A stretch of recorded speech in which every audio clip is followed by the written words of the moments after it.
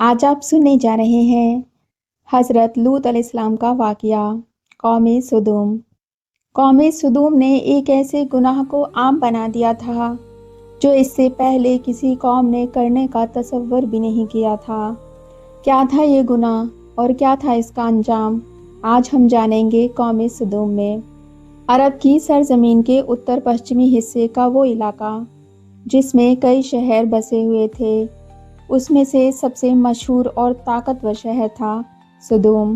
سدوم دیکھنے میں کسی جنت سے کم نہیں لگتا تھا۔ چاروں طرف ہریالی پھیلی ہوئی تھی، زمین اپجاؤ تھی، نہروں میں میٹھا پانی بہتا تھا اور کھیتوں میں فصلیں لہلہاتی تھیں۔ شہر کی گلیاں چوڑی تھیں، بازاروں میں ہر چیز موجود تھی اور اونچی اونچی عمارتیں لوگوں کی ترقی اور دولت کی گواہی دیتی تھیں۔ دور دراز سے لوگ سدوم آتے تھے، وہاں بسنا چاہتے تھے اور کئی لوگ وہاں سے اناج اور سبزیاں لے جانا چاہتے تھے۔ لوگ کہتے تھے اگر دنیا میں کہیں عیش و آرام کی زندگی ہے تو وہ یہیں ہے سدوم میں۔ لیکن قوم سدوم کے ہاتھوں ایک ایسا گناہ ہونے والا تھا جس کا تصور کسی نے نہیں کیا تھا۔ سدوم کا شہر کھیتی کے لیے مشہور تھا۔ دور دراز کے علاقوں سے لوگ یہاں اناج، سبزی، پھل اور ضرورت کا سامان لینے آتے تھے۔ قافلے ریگستان پار کر کے سدوم پہنچتے اور شہر کے بازار میں رونق پھیل جاتی۔ لیکن سدوم کے لوگوں کے دلوں میں ایک عجیب سی سوچ پیدا ہو گئی تھی۔ انہیں یہ پسند نہیں تھا کہ پردیسی لوگ ان کے شہر میں زیادہ دیر ٹھہریں۔ وہ چاہتے تھے کہ مسافر جلد سے جلد اپنا کام کریں اور شہر چھوڑ دیں۔ انہیں یہ بھی ڈر ستاتا تھا کہ کچھ لوگ ان کے کھیتوں سے سامان چرا کر لے جاتے ہیں۔ قوم نے سوچا کہ کہیں اس طرح ہمارے کھیت ختم نہ ہو جائیں اور ہمارے خود کے کھانے کے لیے اناج کم نہ پڑ جائے۔ رات دن سدوم کے لوگوں کو یہ فکر کھانے لگی، مگر انہوں نے یہ خیال نہیں کیا کہ اللہ پر یقین کرنا ہی سب سے بڑی طاقت ہے۔ جب انسان کے دل میں شک پیدا ہو جاتا ہے تو وہیں شیطان اپنے لیے جگہ بناتا ہے، اور سدوم کے لوگوں کے ساتھ بھی ایسا ہی ہوا۔ ایک دن سدوم کے لوگ اس بات پر فکر اور غور کر رہے تھے کہ سدوم میں باہر کے لوگوں کو آنے سے کیسے روکا جائے۔ تبھی ابلیس ایک بزرگ کی شکل میں آیا اور شیطان نے ان کے دلوں میں وسوسے ڈالنا شروع کر دیا۔ اس نے کہا اگر تم باہری دخل سے پیچھا چھڑانا چاہتے ہو تو میرے کہنے پر عمل کرو۔ شیطان نے ان کے ذہن میں یہ خیال ڈالا اگر تم مسافروں کے ساتھ ایسا سلوک کرو گے جس سے انہیں شرمندگی اور ڈر محسوس ہو تو یہ لوگ دوبارہ یہاں نہیں آئیں گے۔ تم اپنی بیویوں کی جگہ ان مسافروں سے اپنی خواہش پوری کرو۔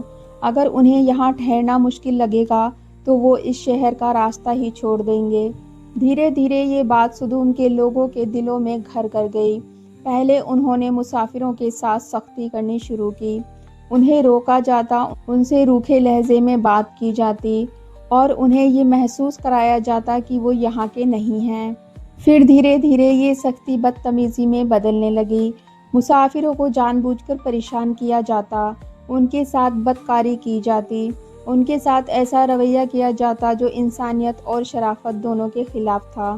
شیطان انہیں بار بار یہ یقین دلاتا رہا کہ یہی طریقہ صحیح ہے۔ وہ ان کے دلوں میں یہ بات ڈالتا رہا کہ اگر تم ایسا کرو گے تو پردیسی یہاں آنے کی ہمت نہیں کریں گے۔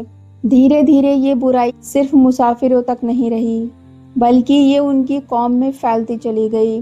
ان کی سوچ بدلنے لگی، ان کے رشتے بگڑنے لگے اور ان کے دلوں سے حیا اٹھتی چلی گئی۔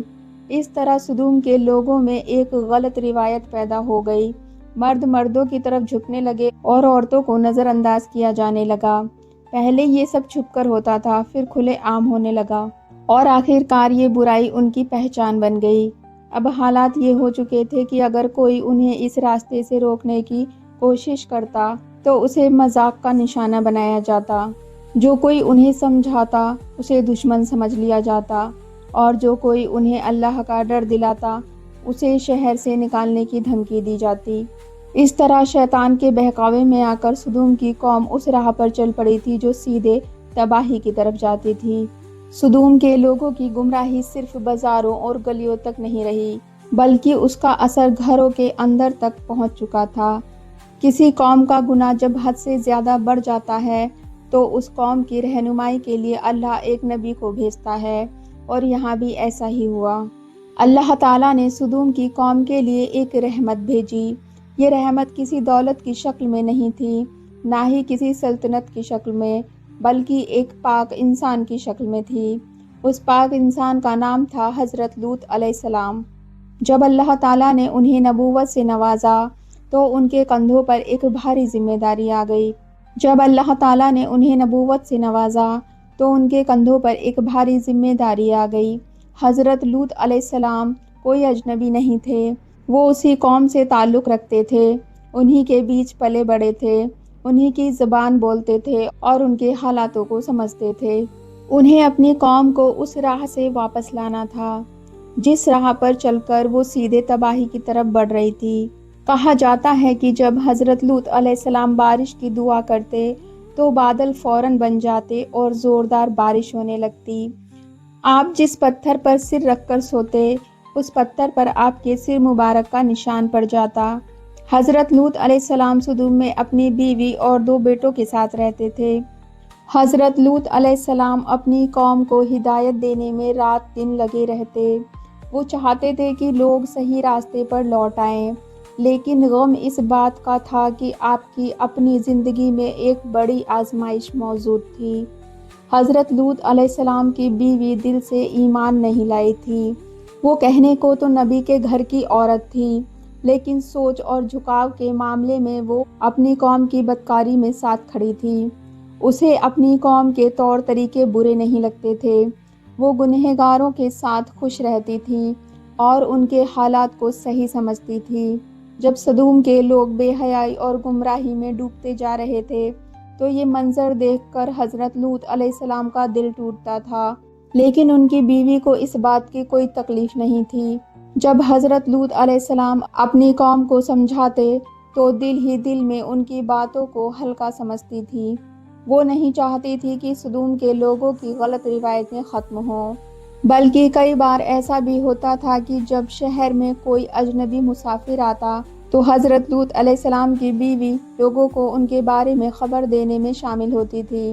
اس طرح وہ دل سے گنہگاروں کے ساتھ تھی اور نبی کی بیوی ہونے کے باوجود ایمان والوں کے ساتھ نہیں تھی۔ حضرت لوط علیہ السلام یہ سب دیکھ کر بھی صبر کرتے رہے۔ وہ جانتے تھے کہ ہدایت صرف رشتوں سے نہیں آتی بلکہ اللہ کے فیصلے سے ملتی ہے۔ انہوں نے سب سے پہلے اپنی قوم کو نرمی اور محبت سے بلایا۔ انہوں نے اونچی آواز میں نہیں بلکہ درد بھرے لہجے میں کہا کہ اے میری قوم، اللہ سے ڈرو اور وہ کام چھوڑ دو جو تمہیں انسانیت سے دور کر رہا ہے۔ تم ایسے کام کر رہے ہو جو نہ تو تمہاری شان کے لائق ہیں اور نہ انسان ہونے کے۔ لیکن جن دلوں پر گناہ کا پردہ پڑ چکا ہو وہاں نصیحت اثر نہیں کرتی۔ قوم کے لوگ پہلے حیران ہوئے، پھر ہنسنے لگے اور پھر مذاق اڑانے لگے۔ کچھ لوگوں نے کہا کہ دیکھو، لوط ہمیں پاک بننے کا سبق دے رہا ہے۔ کچھ نے کہا کہ یہ ہمارے مزے خراب کر رہا ہے، اور کچھ نے یہاں تک کہہ دیا کہ اگر یہ آدمی چپ نہیں ہوا تو اسے شہر سے نکال دیں گے۔ حضرت لوط علیہ السلام نے یہ سب سنا مگر ان کے لہجے میں سختی نہیں آئی۔ انہوں نے صبر سے کام لیا اور بار بار اپنی قوم کو سمجھاتے رہے۔ وہ دن میں لوگوں کے بیچ جاتے، انہیں اللہ کی آیتیں سناتے، انہیں انجام سے ڈراتے اور بتاتے کہ اگر تم اپنی راہ نہیں بدلو گے تو اللہ کا عذاب تم پر آئے گا۔ لیکن قوم کے حالات یہ تھے کہ وہ چیتاونی کو بھی مذاق میں اڑا دیتی تھی۔ قوم میں سرداروں کا رویہ سب سے زیادہ خطرناک تھا۔ وہ اپنے رتبے اور طاقت کے نشے میں اتنے اندھے ہو چکے تھے کہ انہیں نہ اللہ کا ڈر تھا اور نہ انجام کی فکر۔ انہوں نے صاف کہہ دیا تھا کہ اے لوط، اگر تم نے ہمیں ہمارے طریقوں سے روکنے کی کوشش کی تو ہم تمہیں اور تمہارے ماننے والوں کو شہر سے نکال دیں گے۔ حضرت لوط علیہ السلام کے لیے یہ دور بے حد تکلیف دہ تھا۔ ایک طرف وہ نبی ہونے کی ذمہ داری نبھا رہے تھے اور دوسری طرف اپنی ہی قوم کی دشمنی جھیل رہے تھے۔ اس کے باوجود انہوں نے ہمت نہیں ہاری۔ رات کے سناٹے میں جب پورا شہر سو جاتا تھا، حضرت لوط علیہ السلام اللہ کی بارگاہ میں سجدے میں گر جاتے۔ ان کی آنکھوں سے آنسو بہتے اور دل سے دعا نکلتی کہ اے میرے رب، میری قوم کو ہدایت دے، اس سے پہلے کہ بہت دیر ہو جائے۔ لیکن قوم کا دل پتھر کا بن چکا تھا۔ ایک دن حضرت لوط علیہ السلام نے اپنی قوم کو آخری بار اکٹھا کیا۔ انہوں نے کہا کہ اے میری قوم، یہ آخری موقع ہے۔ اگر تم اب بھی نہیں رکے تو اللہ کا عذاب تم پر آ کر رہے گا اور پھر پچھتانے کے علاوہ کوئی فائدہ نہیں ہوگا۔ لیکن جواب میں قوم نے جو کہا وہ انسانیت کی بربادی کی آخری حد تھی۔ انہوں نے طنز بھرے لہجے میں کہا، اگر تم سچے ہو تو لے آؤ اللہ کا عذاب، ہم بھی دیکھ لیں گے وہ کیسا ہوتا ہے۔ یہی وہ لمحہ تھا جب فیصلے کی گھڑی قریب آ گئی۔ حضرت لوط علیہ السلام سمجھ گئے تھے کہ اب اللہ کی طرف سے مہلت ختم ہو چکی ہے۔ ہوا میں عجیب سی بے چینی تھی اور قدرت کے ہر ذرے سے یہ محسوس ہو رہا تھا کہ کچھ بہت بڑا ہونے والا ہے۔ یہی وہ رات تھی جو صدوم کے لیے آخری رات ثابت ہونے والی تھی، اور یہی وہ پل تھا جس کے بعد اتہاس میں ایک ایسی تباہی درج ہونے والی تھی جسے دنیا کبھی نہیں بھول پائے گی۔ لیکن ابھی فیصلہ باقی تھا، ابھی قوم سمود کا سب سے خوفناک انجام باقی تھا۔ صدوم کی رات دھیرے دھیرے گہری ہوتی جا رہی تھی۔ حضرت لوط علیہ السلام اپنے گھر میں بیٹھے ہوئے اللہ کی بارگاہ میں دعا کر رہے تھے۔ ان کے دل میں ایک عجیب سا بوجھ تھا، کیونکہ وہ جانتے تھے کہ ان کا رب ظالم نہیں ہے، مگر جب ظلم حد سے زیادہ بڑھ جائے تو انصاف کا آنا طے ہو جاتا ہے۔ وہ جانتے تھے کہ اب وہ وقت قریب آ چکا ہے جب اللہ کا فیصلہ ظاہر ہونے والا ہے۔ اسی رات صدوم کے شہر میں 3 اجنبی مہمان داخل ہوئے۔ ان کے چہرے بے حد خوبصورت تھے اور وہ پاک صاف لباس میں تھے۔ جب یہ مہمان حضرت لوط علیہ السلام کے گھر پہنچے تو انہوں نے انہیں بڑے ادب اور عزت کے ساتھ اندر بلایا۔ لیکن حضرت لوط علیہ السلام کا دل بے چین ہو گیا تھا، کیونکہ وہ اپنی قوم کے حالات سے واقف تھے۔ انہیں ڈر تھا کہ اگر صدوم کے لوگ ان مہمانوں کے بارے میں جان گئے تو وہ اپنی بے حیائی سے باز نہیں آئیں گے۔ حضرت لوط علیہ السلام کی بیوی نے چپکے سے ان نوجوانوں کی خبر اہل صدوم کو دے دی۔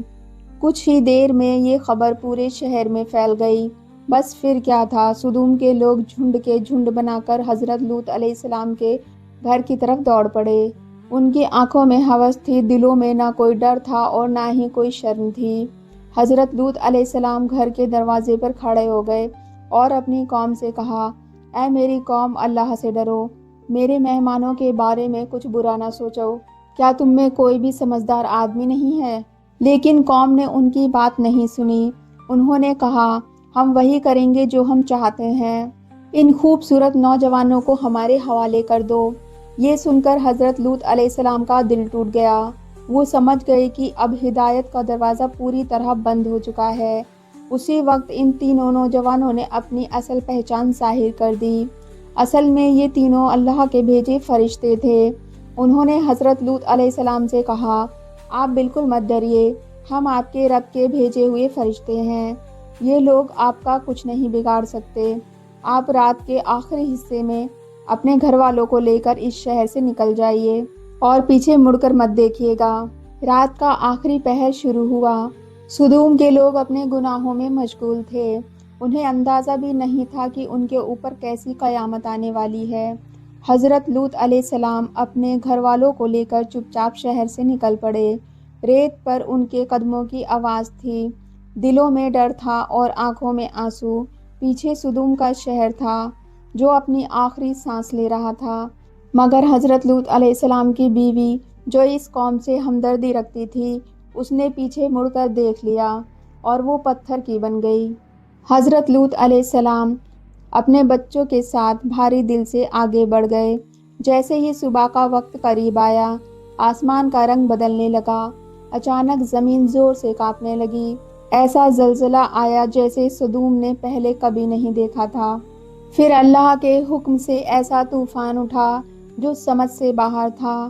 آسمان سے پتھروں کی بارش ہونے لگی۔ یہ پتھر عام نہیں تھے، بلکہ ایسے پتھر تھے کہ ہر پتھر پر مرنے والے کا نام لکھا تھا۔